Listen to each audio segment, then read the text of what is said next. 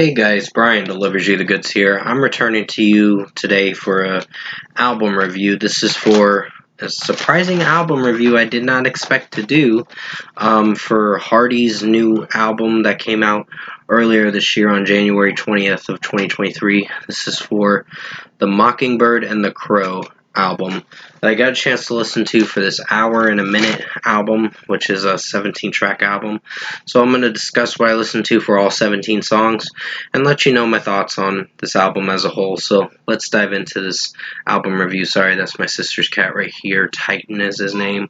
He's a sweetie, honestly. So basically, it starts with the first song, Beer, and yeah, the lyrics might be a little sus, but I think, meaning cringe, but overall, I think the track works for what it's going for. So it's a 5 out of 5 for me. I do like how Hardy is singing the track.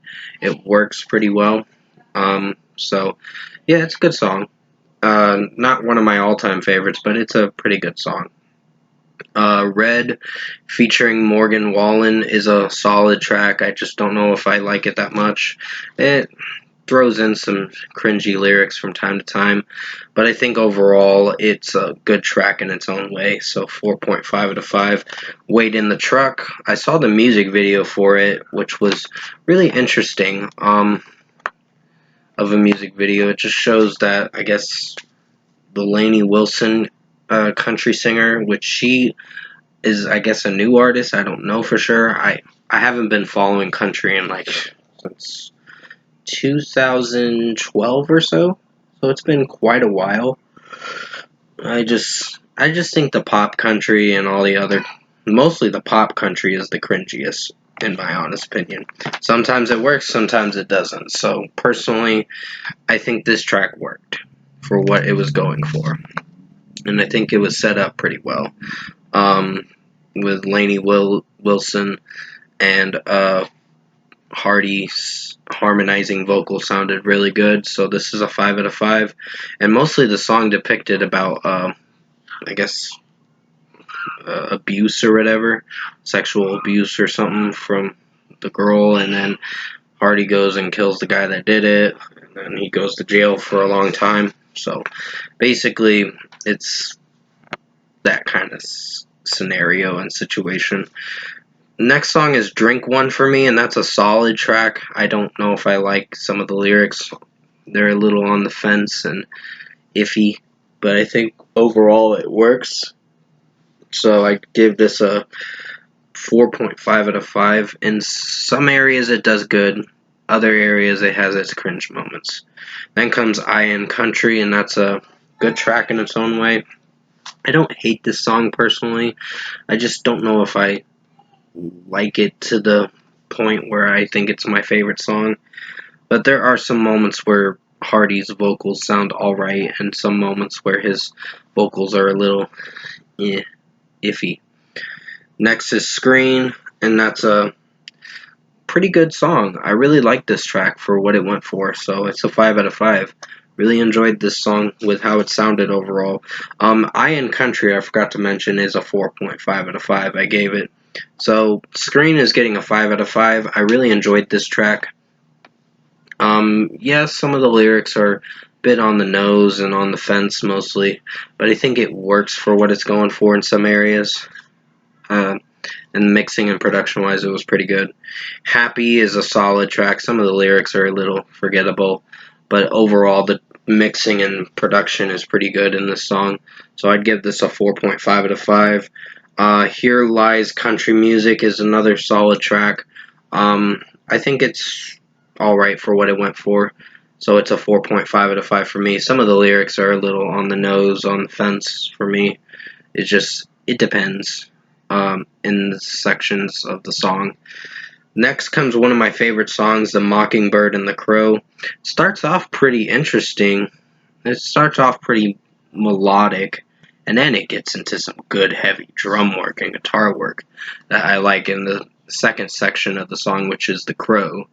The Crow is probably the best section of the track, even the bringing in the chorus and all that with his lyrics. It sounds really good. This is a well-written song and a well-executed track, and I think Hardy did a pretty good job on this track. So this is a 5 out of 5. Sold Out is pretty good of a track.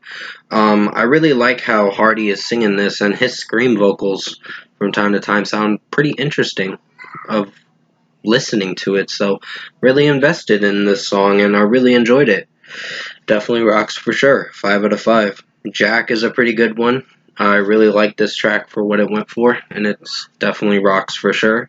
So this is another 5 out of 5. I like his vocals in this track, Hardy's vocals, and it works for what the song is going for. Next comes Truck Bed, and the production is a little weak, but I think overall he actually tried to make it work with this song. So this is a 5 out of 5, and I think he's a very talented artist, in my opinion, for a country rock artist and fused with other genres too. So basically, 5 out of 5. 30s on 6, I believe is how you pronounce it. This is a pretty good song. I really like this one. So it's a 5 out of 5.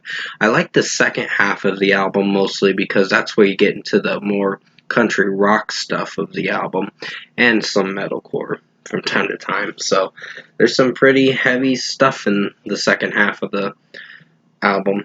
I Ain't in the Country No More. Yeah, I Ain't in the Country No More is actually a favorite song of mine. It leads into the next song, which is a very popular track that I did not know about until I listened to it. So 5 out of 5 for I Ain't in the Country No More. Pretty rockin' song for sure, and it's pretty good.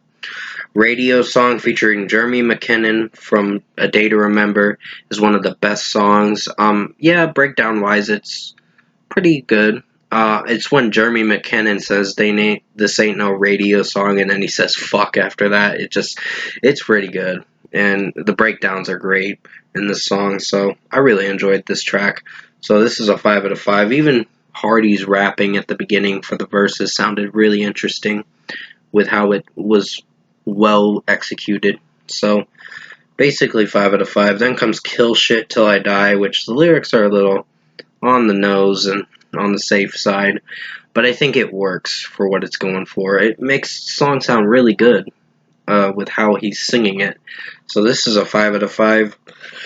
Then comes the final track, which is the Redneck song. Excuse my yawning.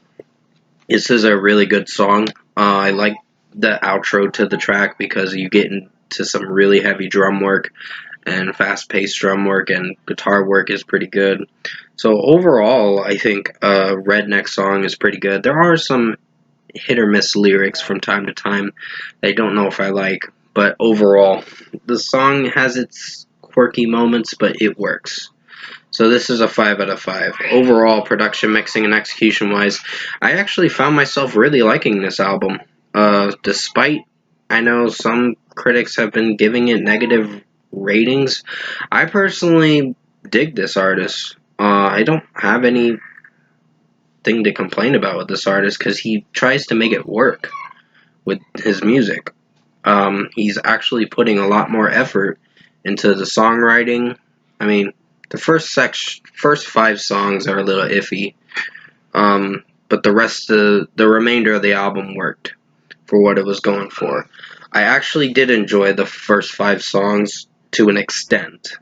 I wouldn't say they're my favorite songs of all time, but I think the album is pretty good for what it went for, and it will be on my best albums of 2023 by the end of the year. So, first score for me, I'm giving Hardy's new album, The Mockingbird and the Crow, an 8.5 out of 10.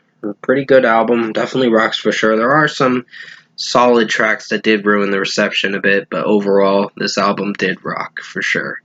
So, pretty much 8.5 out of 10 for Hardy, The Mockingbird and the Crow album. For his 2023 album, I will be reviewing A-Rock sometime tomorrow, I think. But with that being said, thank you for watching this album review today.